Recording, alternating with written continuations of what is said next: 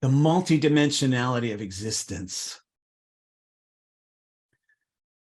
I lived on Whidbey Island in the Puget Sound, up by Seattle, a couple different times. And one time in the early 90s, I lived on Whidbey Island, and I helped form a percussion band. It was me and 4 other guys, and we all played hand drums and percussion instruments. We were called Pulse. And one of our first gigs was at a benefit concert in a local theater.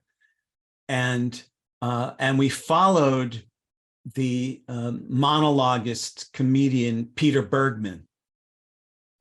I knew of Peter Bergman because in the early 1970s in Stratford, Connecticut, I had followed Firesign Theater, their albums, which were multidimensional live improvisational radio shows that so struck the psychedelic mindset of the times, late 60s, early 70s.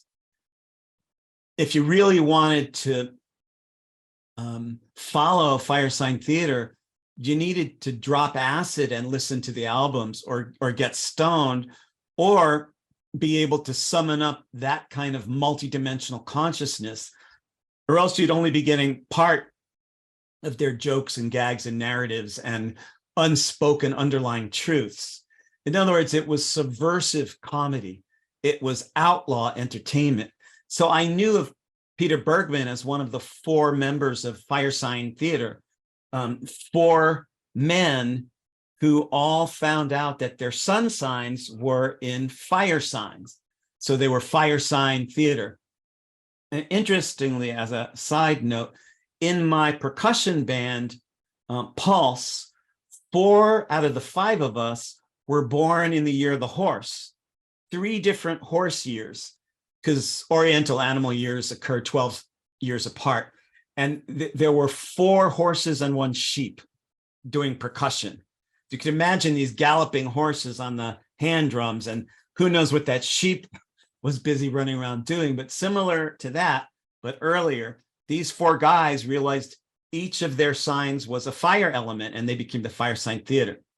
Well, in one of Pulse's earliest gigs at that theater for that evening benefit, we were on the roster scheduled to appear right after Peter Bergman got off the stage.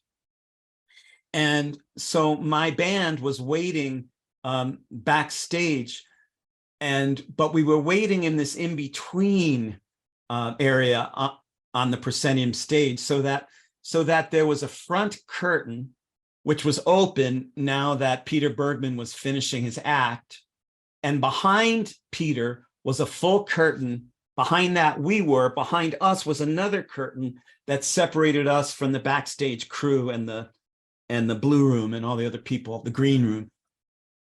And so it was our destiny to be waiting there with drums in hand for Peter's applause to die down. And then it did. And the front curtain dropped in front of Peter, and the mid curtain, he peeled his way through the mid curtain back to us. And I said, I just need to ask you, how did you ever come up with those albums? And I didn't, I don't even know if I said, hi, I'm Mark Borax, and you're in the next band. I knew there was only going to be a few seconds before his curtain closed and ours opened, and we had to go play. So I just went over to him and I put my hands on him and I said, Peter, how did you ever come up with those gags and those albums? And he looked at me and he said, the 4 of us sat in a small room. We each had a single typewriter in front of us. We dropped acid, and as we typed our gags, we called them out. As they came up with the gags, they spoke them. They didn't just type them. And what they said would not only enter their part of the script, the typewritten paper, but it would also spur the other ones who spurred the other ones who spurred the other one. And I got to tell you, I played my ass off that night in my percussion band. That was so cool to hear, because then the other curtain came down behind, or then the other curtain came up and we went out and played.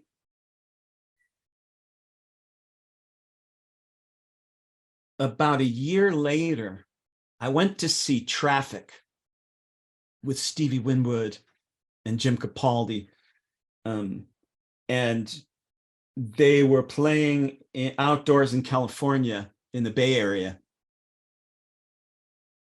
And I had seen them once before. Some of you might have seen that video. My first acid trip was Halloween 1970 at the Capitol Theater in Portchester, New York. Traffic came out and they played all the John Barleycorn Must Die songs.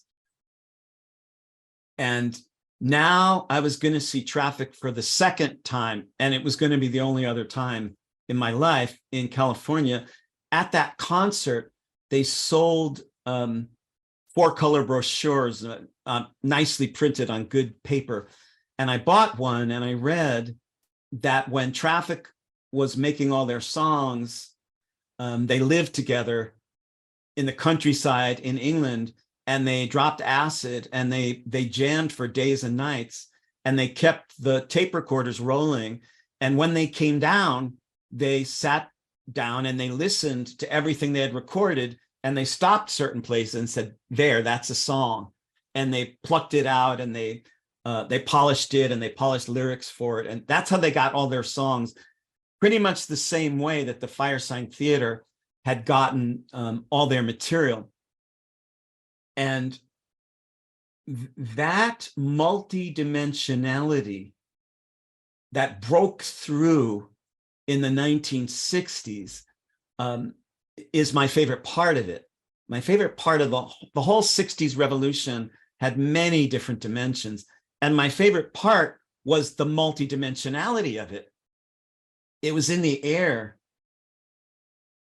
I do not think that was an altered state that was brought on entirely by the drugs and the entheogens. I believe that the biggest altered state of all is normalcy, because collective consciousness is a drug. And normalcy, the way most people think life is a thick trance. It is not normal. It is abnormal. It just doesn't seem that way because millions, if not billions of people are doing it. So it's hard to think what billions of people are doing is anything other than normalcy, even when it's way abnormal. I think that entheogens, sacred medicines, rip a hole in the fabric of the trance of normalcy to allow all the fuller material from many different dimensions in time and space to come through. And you don't always need medicines to get there. And some people never need medicines to get there. Some people live their whole lives there with or without medicine. But when you allow the multidimensional nature of existence to come through, instead of being resistant to it, ignorant of it, afraid of it, conditioned out of it, even without any, quote, real world furnishings and props in the karmic theater changing, even when nothing changes around you in your relationship, even if your love relationship is stuck, and nothing in it changes other than that you allow the multidimensionality of all things to come through. And you could do that silently or verbally. It doesn't matter. When you just allow it, that 1960s vibe of who are we? Who are you? And what can happen? That vibe, the innocent part of the 60s